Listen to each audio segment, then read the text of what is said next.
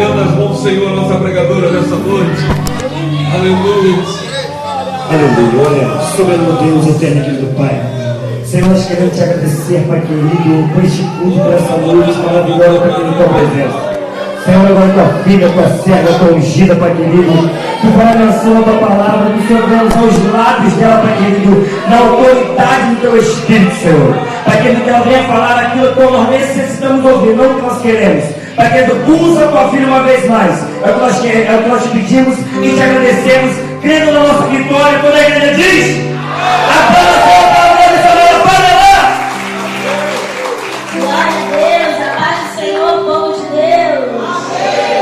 Louvado seja o nome do Senhor. Abra sua Bíblia, por gentileza. Primeiro livro de Samuel, capítulo de número 3. Enquanto você encontra, eu quero honrar a Deus por esta oportunidade de estar aqui com os irmãos, conhecendo mais um povo que vai morar no céu, um povo cheio da unção, cheio da graça, da misericórdia de Deus. Quero agradecer ao presbítero Diego por esse convite. Que Deus te abençoe, meu amigo, junto com a sua casa, Patrícia, as crianças. Que Deus abençoe ao pastor desta casa, amém? Juntamente com a sua família, com seus obreiros, todos os irmãos. Eu venho acompanhada do meu esposo, evangelista Jadson, um homem de Deus que tem me acompanhado. Eu falo, irmão, sempre onde eu vou, que se hoje eu prego a palavra de Deus, foi porque primeiro o Senhor me chamou. E depois foi porque o meu esposo acreditou em mim. Meu esposo investiu em mim. Ele incentiva o meu crescimento espiritual. E eu sei que eu falo aqui para muitos casais. Incentive, sabe, o seu cônjuge a buscar ao Senhor. Incentive o ministério. Porque às vezes eu converso com algumas mulheres, pastor, que elas dizem que elas têm vergonha de falar. Porque elas têm uma oportunidade, mas às vezes quando chegam em casa são desmotivadas pelos seus maridos. Então quero dizer para você, marido, incentive a sua esposa a crescer, a buscar. Você, mulher, incentive o seu esposo a buscar, a ler a palavra de Deus, porque nós crescemos juntos para a glória de Deus, amém? Eu sou lá de Parada Angélica, nós somos da comunidade evangélica Bom Samaritano, do pastor Felipe, lá em Barreiro. Estamos alegres de estar aqui com os irmãos, amém? Vamos ler o texto da palavra do Senhor, que se encontra no primeiro livro de Samuel, capítulo de número 3, a partir do versículo 9, ou melhor, a partir do versículo 8. Diz assim a palavra do Senhor: O Senhor, pois, tornou a chamar a Samuel terceira vez. E ele se levantou e foi a Eli e disse: Eis-me aqui, por que tu me chamastes? Então entendeu Eli que o Senhor chamava o jovem. Por isso ele disse a Samuel: Vai deitar-te. E há de ser que se te chamar dirás: Fala, Senhor, porque o teu servo ouve. Então Samuel foi e deitou-se no lugar. Então veio o Senhor, pôs-se ali e o chamou como das outras vezes: Samuel, Samuel! E disse Samuel: Fala, porque o teu servo ouve. E disse o Senhor a Samuel: Eis que vou fazer uma coisa em Israel, a qual todo o que ouvir lhe tinirão ambos os ouvidos.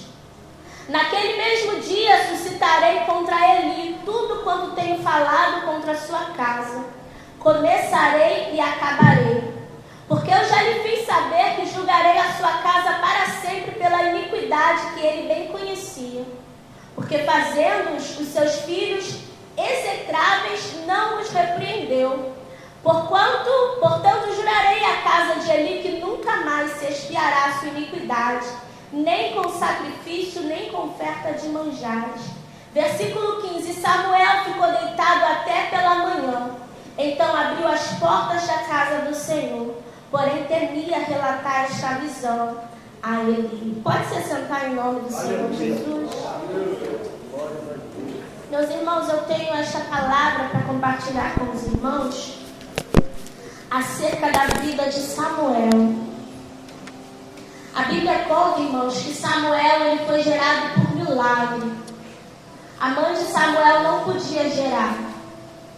Ana fez um propósito com Deus. Cansada de chorar, por tantos anos lutar para que pudesse gerar, até que um dia Ana ela fez um voto com Deus. Senhor, se o Senhor me der um homem, um varão, eu te entregarei para ele ser ofício na tua casa. O período em que Ana clamava a Deus por um homem, por um bebê, era o período em que a nação de Israel vivia uma crise política e uma crise religiosa.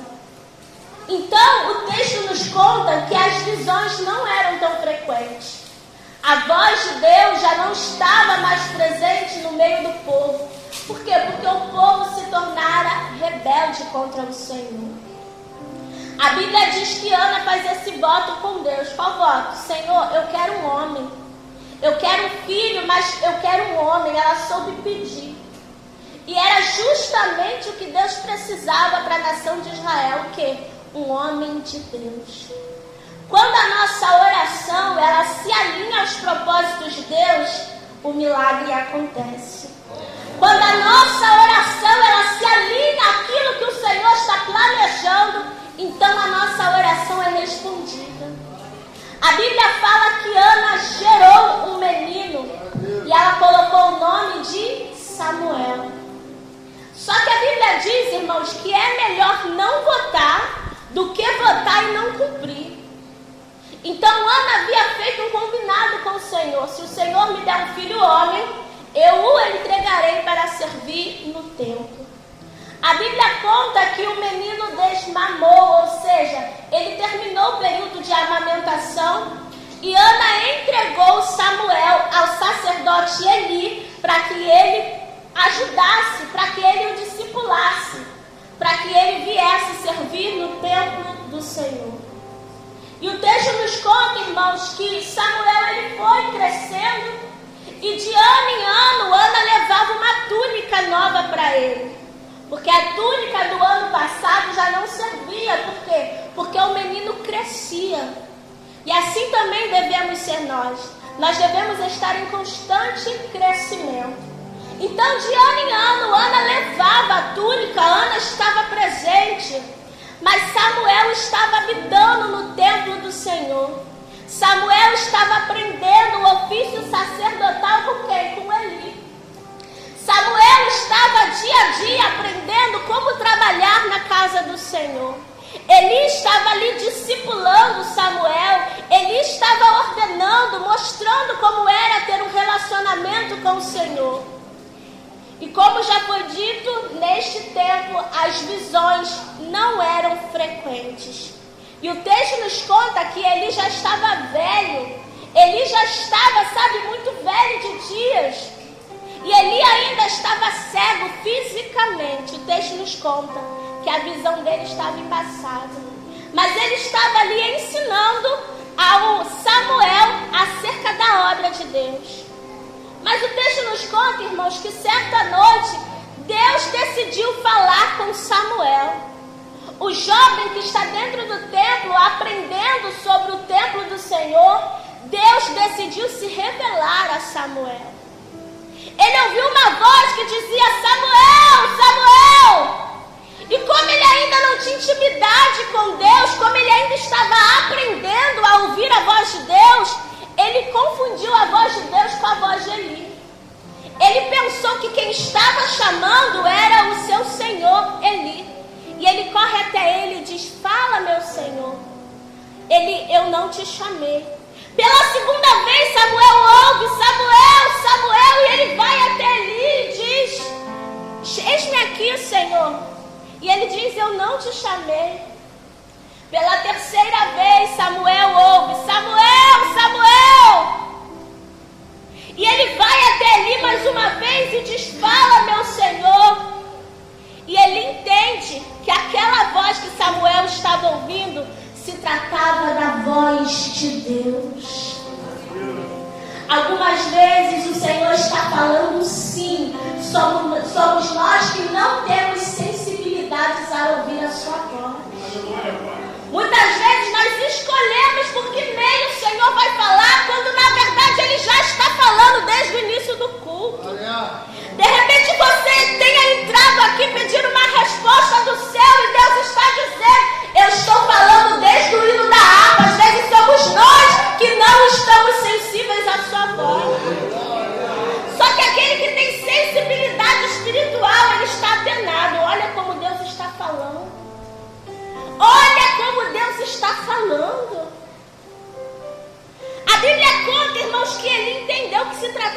voz de Deus e disse: olha, meu filho, quando você ouvir essa voz mais uma vez, você vai responder assim: fala que o teu servo ouve. Porque Deus, irmãos, Ele quer se comunicar conosco, mas é necessário que nós estejamos com os nossos ouvidos atentos para ouvir os seus direcionamentos. Samuel obedeceu, voltou a se deitar e veio mais uma vez a voz que diz: Samuel, Samuel! E ele, obedecendo ao seu Senhor, disse: fala que o teu servo ouve. Aí vem a palavra do Senhor, irmãos. Isso aqui mexeu muito comigo, porque Deus poderia falar tanta coisa para Samuel. Ele está começando. É a primeira vez que eu falo assim com ele. Eu vou trazer uma mensagem mais levezinha, sabe? Aí olha o que Deus fala para Samuel, no versículo de número 11. E disse o Senhor a Samuel: eis que vou fazer uma coisa a Israel, a qual todo o que ouvir lhe tinirão ambos os ouvidos. Naquele mesmo dia suscitarei contra ele tudo quanto tenho falado contra a sua casa. Eu começarei e acabarei, porque eu já lhe fiz saber que julgarei a sua casa para sempre, pela iniquidade que ele bem conhecia, porque fazendo o que os seus filhos execráveis não nos repreendeu. Irmãos, essa palavra mexeu tanto comigo, porque era a primeira vez que Samuel estava ouvindo a voz de Deus. A primeira palavra que Deus liberou ao profeta foi: meu filho, eu vou exterminar a vida de Eli e de sua família, porque eles estão pecando contra mim. Deus não falou para ele que a vitória está chegando. Deus não falou para ele que ele era um homem bom. Não. Deus disse para ele: eu tenho uma palavra dura para te entregar. Qual é a palavra? Eu vou exterminar ele e a sua família por causa do pecado. Meu Deus. Irmãos, eu fico pensando o que aquele homem sentiu ao ouvir o próprio Deus dizendo: eu estou rejeitando aquele que te discipulou. Eu estou rejeitando aquele que te criou, aquele que te ensinou os primórdios da fé. Eu estou rejeitando. Por quê? Porque ele está pecando contra mim. A Bíblia fala, irmãos, que o sacerdote Eli tinha 2 filhos, Ófnis e Finéias. Eles estavam aprontando todas no templo do Senhor. Eles estavam mexendo nas ofertas. Eles estavam se prostituindo à porta do templo. E Eli repreendeu, mas Eli não os tirou daquele cargo. Eles continuaram fazendo o que bem entendia. E Deus está falando: Eli, você é o sacerdote, mas a casa ainda quem manda sou eu.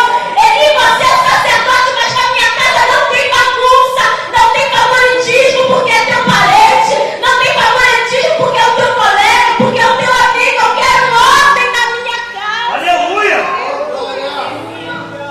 Irmãos, quantas vezes nós sabemos que está no erro, Meu Deus!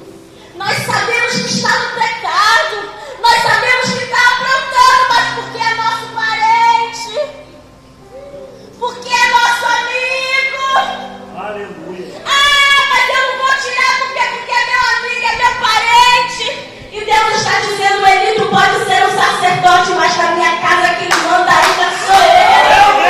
Tu pode ser um sacerdote, mas na minha casa quem manda ainda sou eu. Eu vou exterminar. Aleluia! Só que, irmãos, entenda uma coisa: Deus é um Deus longânimo. Deus é um Deus misericordioso. E é por isso que muitas vezes a gente vê tanta coisa acontecendo de errado na obra de Deus. E parece que Deus não está vendo. Deus está dando uma oportunidade de arrependimento. Aleluia! Ei, eu não sei como está a tua vida hoje diante do altar do Senhor, mas no dia de hoje o Senhor está dizendo: eu estou te dando uma oportunidade de se arrepender. Glória! Aleluia! Só que os filhos dele, irmãos, estavam fazendo, sabe, tantas coisas erradas no templo do Senhor. Aí ele está olhando, repreendendo Só que, irmãos, às vezes só repreender não adianta, tem que tirar mesmo. Tu não quer se consertar, não? Então você vai perder essa função. Meu Deus. Você não quer consertar, botar tua vida no altar, Deus está dando oportunidade. Então aqui você não vai ficar, porque a casa do Senhor ainda requer santidade. Aleluia. Deus ainda requer santidade do seu povo, irmão. Aleluia. Deus levanta um profeta para falar com Eli. Só que Eli não ouve. Aí Deus, o próprio Deus vai falar para Samuel: Samuel, não dá mais. Eu vou exterminar Eli e seus filhos. Por quê? Porque estão em desobediência. Deus está dando oportunidade para nós, irmãos, nesta noite. Eu me incluo nisso, sabe? Porque muitas vezes é muito fácil a gente fingir que a gente é crente, irmãos. É muito fácil a gente colocar a roupa de crente, falar como crente, mas como está o nosso coração por dentro? Deus está dizendo: eu estou dando uma oportunidade para nós nos arrependermos. Se o meu povo que se chama pelo meu nome se humilhar e orar e buscar a face do Senhor, então o Senhor virei do céu, perdoarei os meus pecados e sararei a sua terra. Quando nós nos arrependemos, há poder de Deus para nos perdoar. Espírito Santo da verdade. Não adianta esconder nada do Senhor, não, irmãos. Imagine, irmãos, a decepção que Samuel sentiu. E é sobre isso que eu quero falar nesta noite, sobre decepção. O meu líder, aquele que está me discipulando, aquele que minha mãe confiou a minha criação, Deus está rejeitando o meu líder. Imagine a dor, irmãos, no coração de Samuel. Imagine a revolta, a decepção. O texto diz que ele ficou deitado até pela manhã, irmãos. Quem não ficaria depois de uma notícia dessa? Samuel está decepcionado, irmãos. Mas ele não parou de servir ao Senhor. Quando a decepção ela bate na nossa porta, nós precisamos tomar cuidado, irmãos, para que nós não nos afastemos do Senhor. A decepção ela vai trazer confusão mental. A decepção vai trazer frieza espiritual. A decepção vai nos fazer paralisar. Imagine se Samuel tivesse parado quando ouviu Deus dizendo: eu vou destruir o teu discipulador e os seus filhos. Imagine se Samuel tivesse paralisado, ele não seria quem ele foi. Sacerdote, profeta, juiz em Israel. Se Samuel tivesse parado no meio do caminho, a oração da mãe dele lá no início não faria sentido. Mas ele está dizendo: eu estou triste, eu estou cansado, mas eu não vou parar, porque tem uma obra para eu realizar. Deixa eu dizer algo para você nesta noite: o Senhor conta contigo. Meu Deus. Irmãos, o que fazer quando a decepção bate na nossa porta? Todos nós, em algum momento da nossa vida, nós enfrentaremos a decepção. Eu gravei um vídeo para colocar no YouTube, era como vencer a decepção religiosa. Aí eu estava contando para o meu esposo como que eu tinha feito o vídeo, e ele disse assim: é assim que termina a pregação? Eu falei: não, meu bem, não é pregação não, é um vídeo pro meu YouTube. E ele disse assim: mas isso dá uma pregação. Eu falei: essa palavra é muito forte para pregar no culto. Aí ele me disse assim: está se acovardando, profeta? Meu Deus. Eu disse: meu Deus, aquela palavra ficou, irmãos, assim, pulsando no meu coração. E eu disse: eu não posso me acovardar. Ai de mim se não falar. Domingo passado eu estava passando mal, achei até que ia partir. Aí hoje eu vou ficar medindo palavra, irmãos. Aleluia. O Senhor está dizendo: há uma oportunidade para mim e para você. Ele conta conosco. Meu Deus. Glória a Deus. A Bíblia fala, irmãos, que os filisteus foram guerrear contra o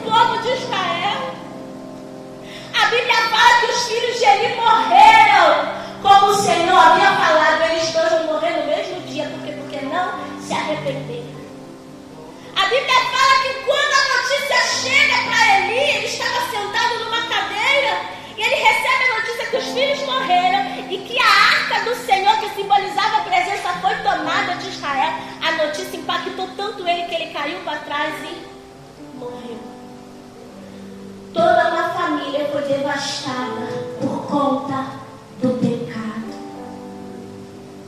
Mas Samuel prosseguiu. Samuel continuou, decepcionado, frustrado, cansado, mas eu não vou parar meu ministério por conta da decepção que eu sofri. Eu vou avançar, eu vou prosseguir. Essa não foi a única decepção, irmãos, que Samuel enfrentou. A Bíblia conta lá no capítulo de número 8, não precisa abrir, que Samuel está velho e cansado. A nação de Israel chama Samuel e diz assim: olha, você já está velho, você já está cansado, e nós não queremos os seus filhos reinando sobre nós. Por quê? Porque eles estão pecando contra o Senhor. Irmãos, isso aqui trouxe uma lição muito grande para mim, sabe por quê? Porque os filhos de Eli pecaram contra o Senhor, os filhos de Samuel foram pelo mesmo caminho. Quantas vezes nós olhamos a vida dos outros e dizemos assim: eu nunca vou fazer igual. Quando nós percebemos, nós estamos fazendo igual, até pior. Aleluia. Quantas vezes dizemos assim: eu nunca vou tomar tal atitude. Quando tu está no mesmo problema, você toma a mesma atitude. A Bíblia fala, irmãos, que Samuel, ele teve um ministério maravilhoso, mas os filhos dele se perderam. Isso ensina para nós que é muito importante cumprirmos o nosso ministério, mas nós não podemos perder a nossa família. Deixa eu dizer algo para você com muito carinho nessa noite. Antes de ficar verificando os problemas da família dos outros, verifica como anda a tua casa. Aleluia. Quantas vezes criticamos o marido do outro, o filho do outro, a mulher do outro, e a nossa casa está uma bagunça. Meu Deus.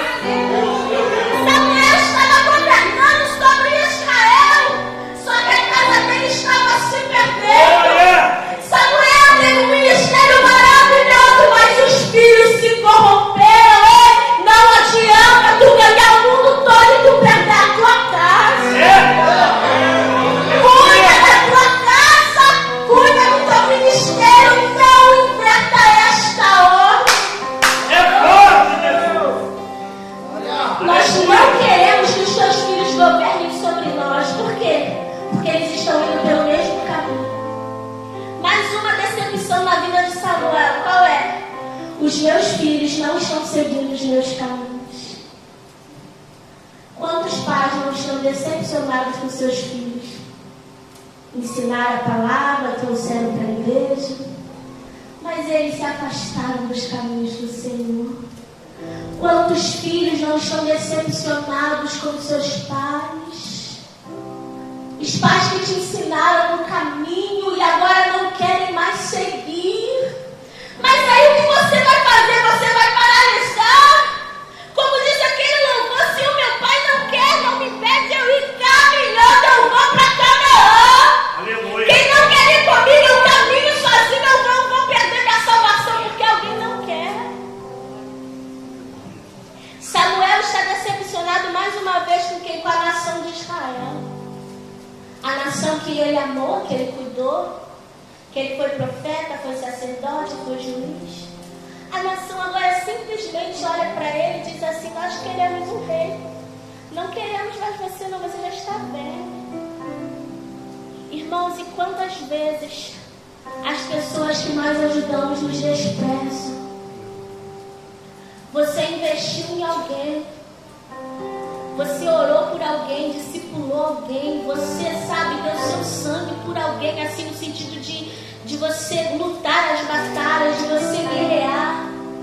Agora a pessoa vira as costas para você e diz: eu não preciso de você. Isso machuca, irmãos. Se a gente falar que isso não machuca, a gente está mentindo. Isso dói muito. Só que Samuel ouve de Deus. Eles não estão rejeitando você, eles estão rejeitando a mim. A Bíblia conta que a nação pede um rei, e Deus manda ungir Saul como rei de Israel. Saul começou muito bem reinado, foi escolhido pelo próprio Deus. Mas Saul começou a fazer o que era errado. Era para matar os amalequitas, ele não matou todos. ofereceu sacrifício quando este é o ofício do sacerdote, consultou o cartomante, fez tudo o que era errado aos olhos do Senhor. Aí no capítulo 16, Deus fala para Samuel: até quando terás tu pena de Saul, quando eu rejeitei ele? Mais uma vez Samuel está lidando com a decepção. Como eu não vou ter pena de Saul, meu pai? Fui eu que ungi ele, rei de Israel. Estava dando as coordenadas, estava ajudando ele.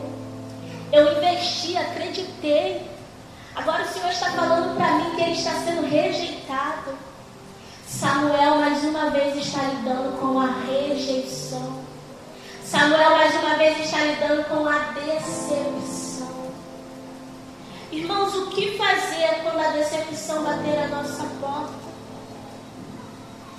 O que fazer quando nós, ovelhas, nos decepcionamos com o nosso pastor? O que os pastores devem fazer quando se decepcionarem com as ovelhas? O que fazer quando a mulher se decepcionar com o marido e o marido com a mulher?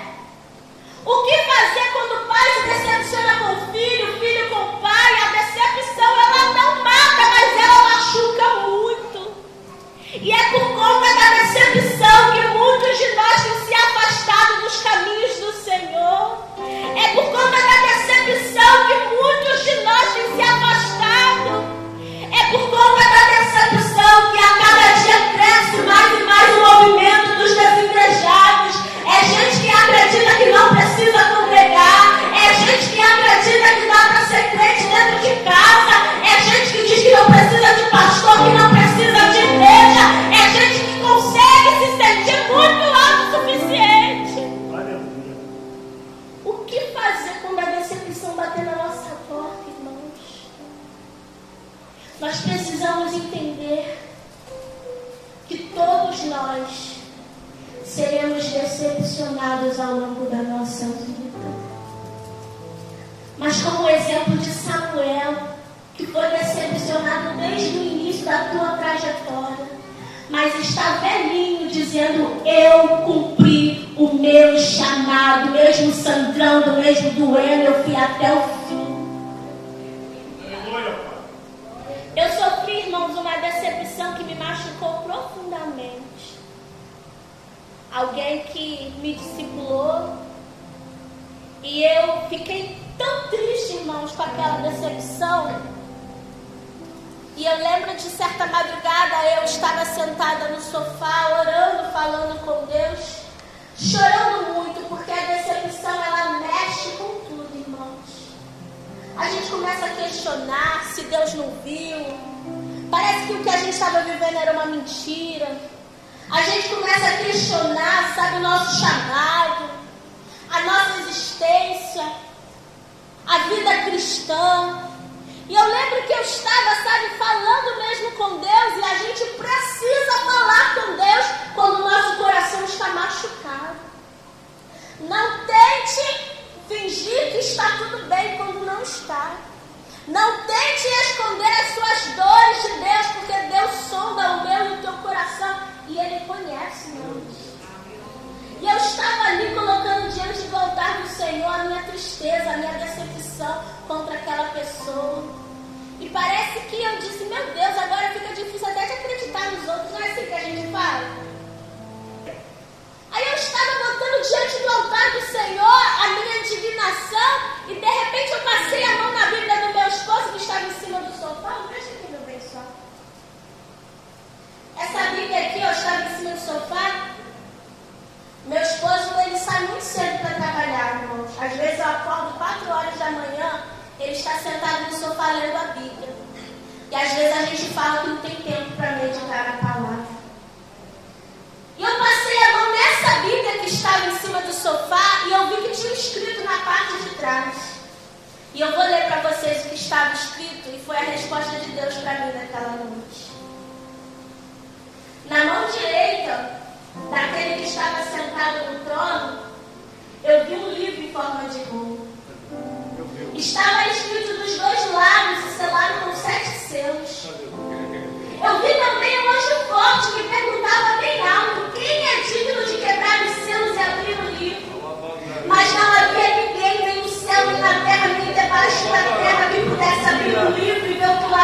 escrito. Eu chorava muito porque não se podia achar ninguém que fosse digno de abrir o livro ou de ver o que lá estava escrito. Então um dos anjos me disse: não chore, olhe o leão da tribo de Judá, o famoso descendente de Davi. Conseguiu a vitória e pode quebrar os 7 selos e abrir o livro. Apocalipse capítulo de número 5.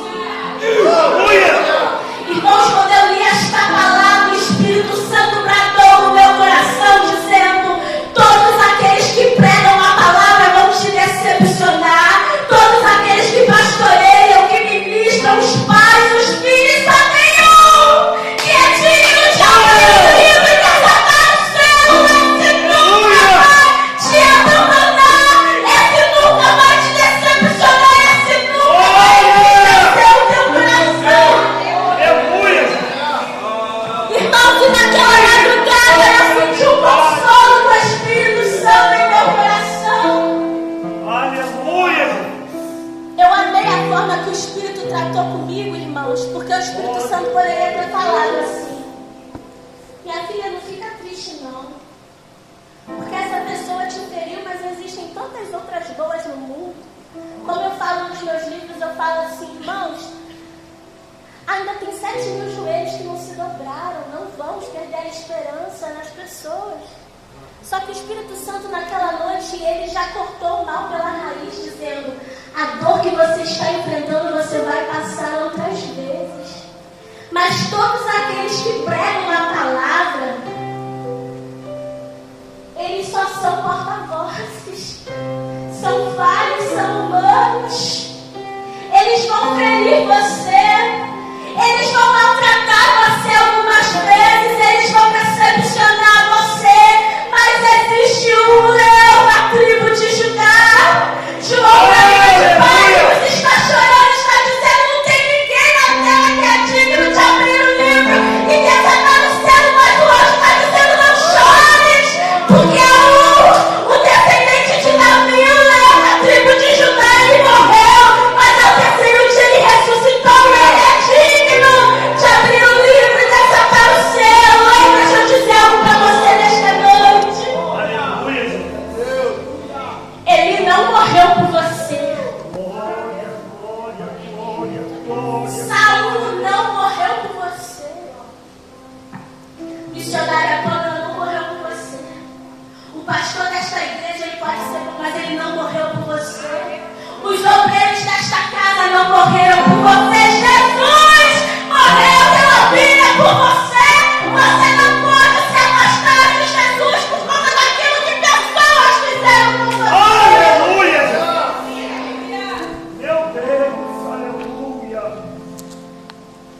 Já estava aqui no meu esboço, irmãos, e o pastor leu. E eu quero finalizar essa mensagem relendo o mesmo texto.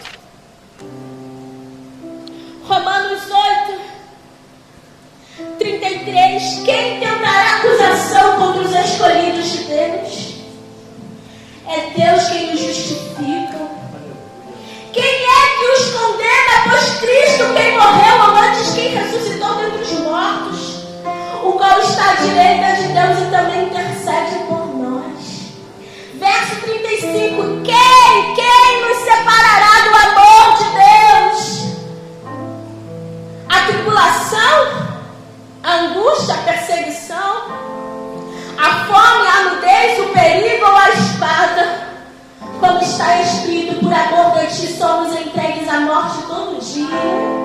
Somos sepultados como ovelha para o matadouro, mas em todas estas coisas somos mais do que vencedores por aquele que nos amou. 38. Porque eu estou bem certo de que nem a morte, nem a vida, nem os anjos, nem os principados, nem as potestades, nem o presente, nem o porvir, nem a altura, nem profundidade, nem qualquer outra criatura poderá nos separar do amor de Deus que está em Cristo Jesus. Nada pode separar você de Jesus. Nada.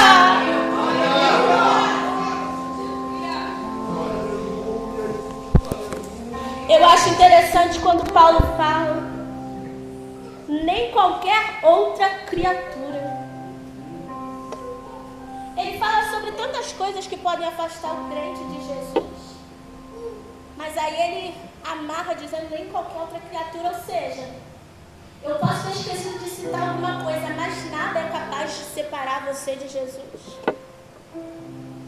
A decepção não vai te separar de Jesus. O desemprego não vai te separar de Jesus. O divórcio não vai te separar de Jesus. A fome não vai te separar de Jesus. Nada pode te separar do amor de Deus que está em Cristo Jesus. Vamos orar em nome de Jesus. Se coloque de pé, por gentileza. Eu não sei a forma, irmão, que você entrou nessa noite. Mas talvez haja pessoas em nosso meio que por conta das dificuldades da vida, das decepções, dos problemas enfrentados, se afastaram do Senhor.